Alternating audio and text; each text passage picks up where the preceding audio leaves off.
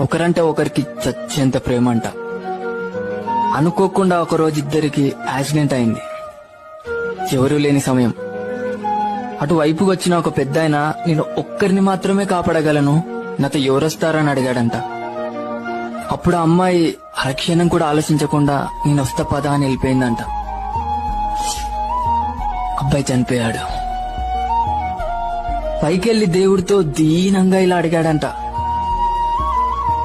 ఒకరంటే ఒకరికి చచ్చేంత ప్రేమ నా గురించి అరక్షణం ఆలోచించకుండా అలా ఎలా వెళ్ళిపోయింది అని అడిగాడంట.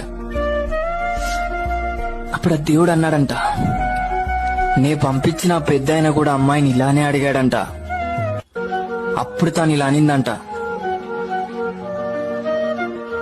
నేను చనిపోతే వాడు జీవితాంతం ఏడుస్తూ నరకం చూస్తాడు, నాకది తెలుసు. వాడు బ్రతి